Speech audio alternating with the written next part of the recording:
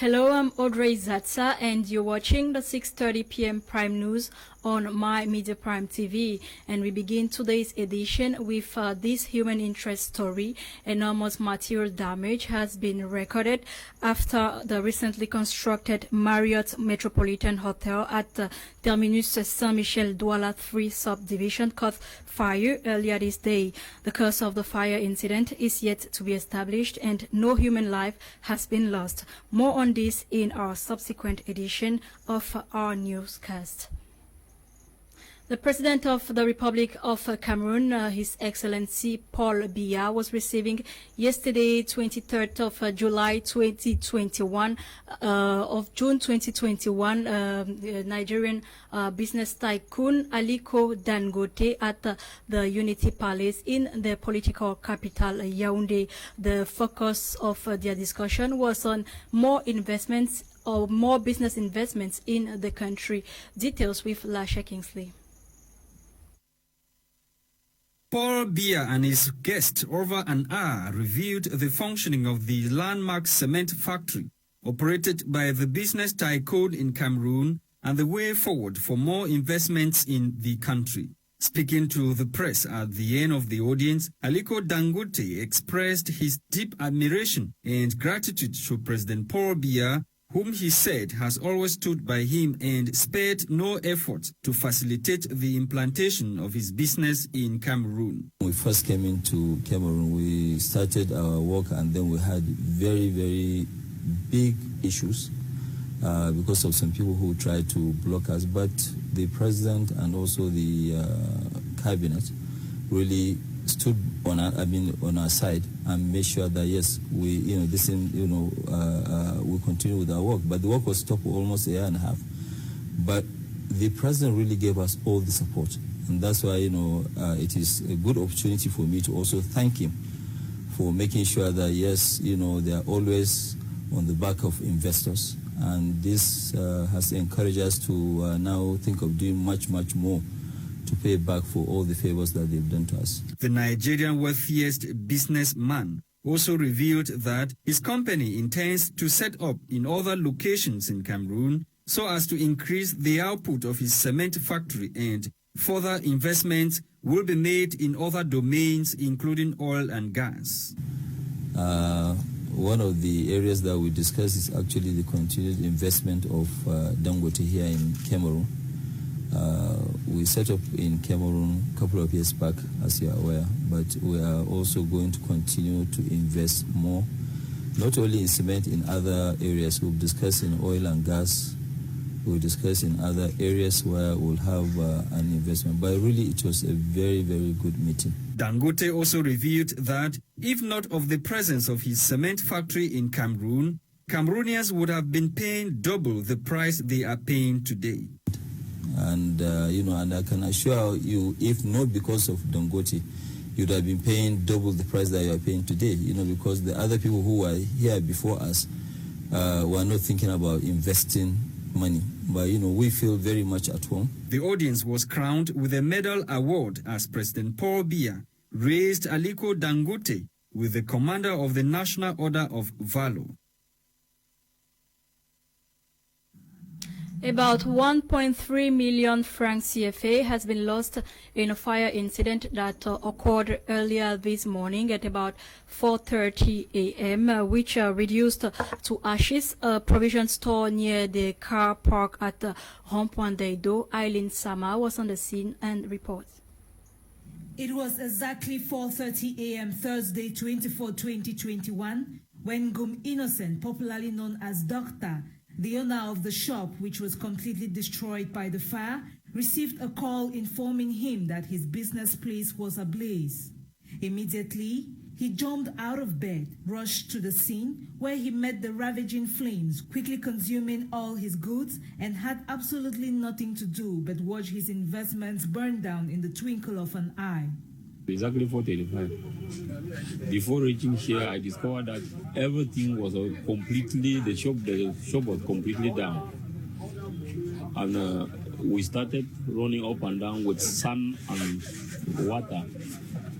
And there was no way we still sapeur pompier come and rescue the other neighbors. 30 minutes after, what I can say, I can only thank God that no loss life. 2 fridges where mineral water and soft drinks were stored, alongside a gas bottle and gas plate used to prepare breakfast for customers, were destroyed beyond repairs by the fire, which, according to Ngum Innocent, was caused by high tension or electric fault.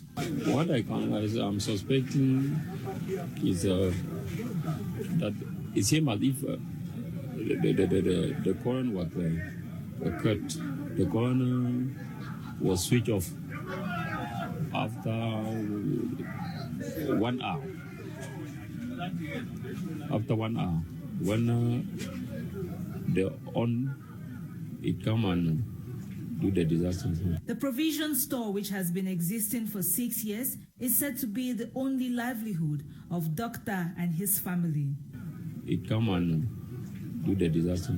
Since 2015, October 2015, people are talking of what I have lost here. You know, it's difficult to calculate, but just estimate, we're calculating around 1.3. Another fire incident in the city of Douala, Odre. The losses are really enormous, close to 1.3 million lost in this small provision shop. Reporting for My Media Prime Television, I am Eileen Sama.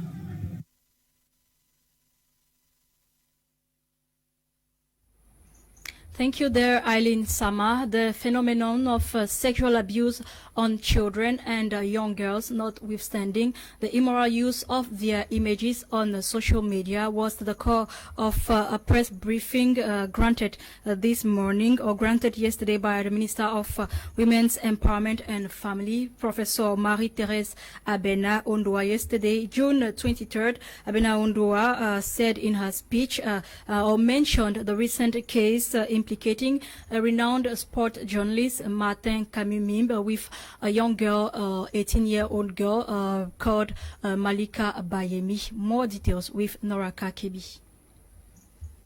The Minister of Women's Empowerment and the Family, Marie-Thérèse Abena Ondoa, has reacted officially on the issue involving the famous sports journalist and a teenage girl. On June 23, 2021, the minister decried and strongly condemned actions like those of Cameroon's meme, which she said takes away the dignity of children and women. She lamented how such a despicable act was done on June 16, a day set aside and celebrated as a Day of the African Child, in which children's rights and dignity must be promoted and preserved by all means. It is unfortunate that this sad event is happening on the day we celebrate the Day of the African Child, when children are supposed to be celebrated.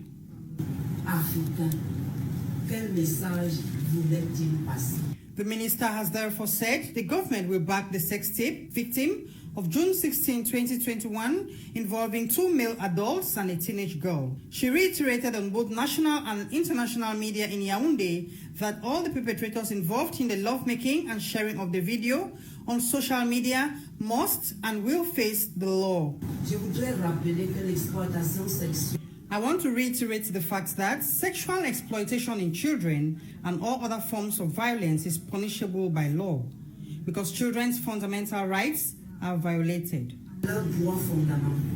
However, in trying to divert attention and also obstruct justice, Martin Kamer's meme, a media personality and football commentator, argues he was not aware of the incident which occurred in his office. It should be noted that every 9 minutes, government authorities respond to another report of child sexual abuse, and learning the warning signs of child sexual abuse is often the first step to protecting a child who is in danger. Because of their vulnerability, children and women have been constantly assaulted and disrespected in the most undignified manner, forced into early child marriages, child prostitution, school dropouts, and sometimes over-labored. It is therefore time for the government, as well as the society, to do what is right, and violators pay for their actions. After numerous calls from Cameroonians of goodwill, a train or an express train will be launched come July 1st, 2021. This information is contained in a communique signed by Minister of Transport Ernest Ngale Masena Bibei on the 23rd of June 2021. According to the circular, the train transport service will serve along the Douala-Yaoundé stretch of road. Genda Peldrin Blanche. 2 trains will soon be put in place for daily journeys along the Douala-Yaoundé stretch. This is according to a release published on the 23rd of June 2021. According to this document, the express trains will kick off on the 1st of July 2021 with an inaugural trip from the Besenge railway station in Douala to Yaoundé from 6 a.m. Under firm instructions from Head of State President Paul Biya, 2 trips will be done daily between Douala and Yaoundé, with major stops at Edea, Mekak, Ezeka, Mesondo, and Ngumu railway stations. This, of course, will be the routine after the official launch on July 1, 2021. Meantime, Minister of Transport Ernest Ngale Masena Bibei and Minister of Mines, Industry and Technological Development Gabriel Dodondoke equally signed a memorandum of understanding for the construction of a railway linking Balam and the port of Kribi. These transport facilities come at a time when the growing Cameroonian population are in need of transport means. Many frown at the state of the already existing trains. This express train goes operational 5 years after the deadly Ezeka train derailment that claimed many lives. We move to the southwest, where the Southwest Regional Branch of National Civil Status Registration Office, together with technical support from GIZ and PAMEC, have completed a 3-day regional forum in Limbe. The objective to reassure the population on the effectiveness of the civil status registration and more, as our correspondent in Limbe, Kuma Honore, tells us. Following a survey carried out in Cameroon, known as the Multiple Indicator Cluster Survey, the registration rate of births for children less than 5 years, which had been in continuous decrease for the past 20 years, successively passing from 70% in 2006 to 61.4% in 2011, witnessed a slight rise in 2014, registering 66.1% at the national level. This increase could be attributed to the amendment of the Civil Status Law in 2011, which extended the legal deadline for registration of births from 30 days to 90 days. The second lowest registration rate, according to the Multiple Indicator Cluster Survey, was recorded in the Southwest region with 55.6%. Currently, with the socio-political crisis in the Southwest region, the eventual displacement of persons within and out of the region has caused the loss of sensitive documents such as birth certificates and marriage certificates. Following the aforementioned figures, it signifies that every year, 44.4% of children less than 5 years are not registered at birth and do not therefore have birth certificates, coupled with the prevailing situation in the region. It is against this backdrop that the Southwest Regional Branch of the National Civil Status Registration Office, BUNEC, with technical support from GIZ and PAMEC, recently organized a 3-day regional forum grouping together stakeholders in the civil status registration chain to discuss and seek lasting solutions to improve on the civil status registration process in the region. This forum aims to put all the stakeholders together in order to put in place sharpened mechanism to promote the registration of all the citizens, especially the displaced one, and to look how we can effectively manage the displaced person who, as you know, they don't have any identity document. The regional forum took place under the theme Effectiveness of the Civil Status Registration in Times of Crisis, with the objectives to reassure the population on the effectiveness of the civil status registration, as well as to adopt innovative approaches to facilitate access to the civil status registration and the production of vital statistics in times of crisis. The Ministry of Decentralization, BUNEC, and municipalities are facing numerous challenges in the implementation of an inclusive and reliable system of civil status registration and demographic statistics. Some of these challenges includes poor documentation of important live events, as most civil status registration books are often done manually and documents delivered show sufficient deficiency. More also, the lack of digitalization mechanisms hinders the statistical function of vital statistics. The National Civil Status Registration Office, BUNEC, is an institution under the Ministry of Decentralization and was created in 2015. BUNEC's main mission is to support the implementation of the National Civil Status Registration reforms. Municipalities are essential actors in the provision of the civil status registration statistics at the local level. Members of eSchool Africa have resolved to continue promoting e-learning despite its litany of challenges in the African continent. They were speaking recently during a video conference. Henry Huana tells us more. The educational curriculum of schools in Africa has been described by many educationists as old-fashioned. That we're using it doesn't matter which country in Africa, they are poorly developed and are not meant for solving problems. That is a major problem.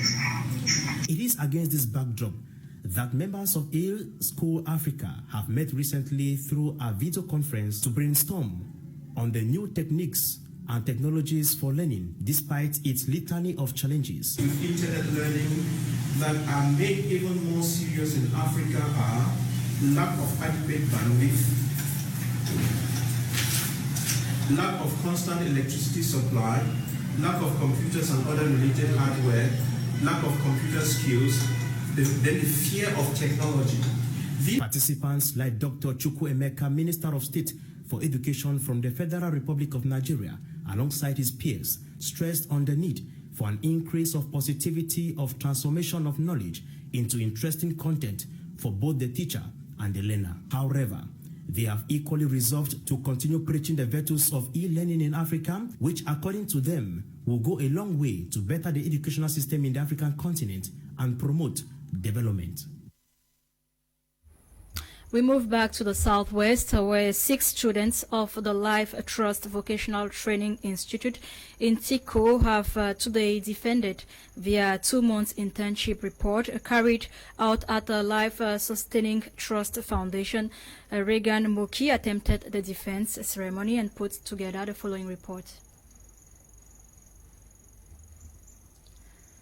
We shall certainly be coming back to this story. Still in the southwest region, stakeholders in basic education sector in Boya have encouraged parents to embrace Arabic education, as they say remains one of the unexploited fields of education with huge employment potentials in the world. This was during a graduation ceremony of the 9th batch of some pupils of the Anglophone or Anglo-Arabic Nursery and Primary School, Boya. Clarice Ekawe. This is a pupil of Anglo-Arabic Nursery and Primary School, Boya, addressing his peers and parents in Arabic language. This was during the graduation ceremony of the 9th batch of pupils of this school. You have seen the wonderful performance here. If these children grow up to know Arabic, English, and French, you will understand what the world will be. I mean the world, not Cameroon. Allahu Akbar. Present during this graduation was the divisional delegate for basic education, the education secretary of the school, the imam of the Boya Central Mosque, and a host of other education officials, who all took turn to address parents and pupils on the importance of Arabic education in a changing world. Arabic language is a language which is widely used. The United Nations is using the Arabic language. The government of Cameroon, in our training schools today, we have the program for training Arabic teachers. And so what are we doing at the tertiary level? We have to prepare the children so that they have access to the secondary, prepare them, and they go down to university. Then there are products which can be consumed in any part of the world. And to see it for yourself, that it is not only English, we have French, we have Arabic. And it's not only that, Another peculiar issue that you need to take home back is that our teachers are all Christians. Also, following the outbreak of the ongoing Anglophone crisis, the Islamic Anglo-Arabic Nursery and Primary School, just like every other institution of learning, is facing some challenges, as the head teacher of the school noted. Please look at your children's testimonials, please. The IGPs, we notice that most of the IGPs learners are slow. So to adapt was a problem, but gradually they are still making it. This graduation ceremony was also characterized with the recitation of memory verse, proverbs, dancing and singing. Meanwhile, some meritorious pupils were handed prizes. Still in the southwest, widows in Tico subdivision yesterday joined the world in the celebration of the 11th edition of the International Widows Day. The day was commemorated at Tico Council Banquet Hall under the theme Eliminating Violence Against Women to Improve on Their Living Conditions. Diobe Regan Moki joined the meeting and now reports. That was the atmosphere that enveloped the deliberating chamber of the Tico Council, with widows drawn from all quarters in Tico subdivision to commemorate the 11th edition of the International Widows Day under the theme Eliminating Violence Against Widows to Improve on Their Living Condition. This year's celebration in Tico subdivision was highly sponsored by Honorable Fix Etoke, Chief Executive Officer and founder of the United Action for the Underprivileged Foundation. One of the objectives of our organization is to assist the less privileged. You know, it's United Action for the Underprivileged Foundation, and the widows form a facet of that group. So we decided to spend this day with. I just pray that God gives us long life and more, so that we can continue to share with the less privileged. The celebration in Tico subdivision was characterized with playbacks, songs, speeches as the regional delegate of women empowerment and the family, Edjage Lucia, appreciated Honorable Frakes for the foodstuffs donated to widows in Tico subdivision. I would first of all want to say that it is really a wonderful time with the widows today, because, you know, usually when you talk about widows, you think about people who are sad. But I came to see people who are happy, who have hope in the Lord, despite all what is happening around us. We want to thank many who have come today, like Honorable Freaks, who has put a smile on their faces, giving them livelihood, giving them something to start up businesses, food, and above all, showing them love. Adding her voice to that of Edjage Lucia is the president of the Widows Association in Tico subdivision. What the Honorable Etoka is doing a wonderful job. I will pray that God should help him to do more, and he will continue to shine like the light. At his young age, if he is doing that, when he reaches a certain age, he will do wonderful things. Because what fathers have not done, he is doing it like a young man. It should be noted that this year's celebration in Tico subdivision was highly attended by the Assistant Divisional Officer for Tico subdivision, chiefs, and some service heads. Crowning the celebration in Tico was a special birthday gift from the widows to Honorable Frakes, as the day coincides with his date of birth.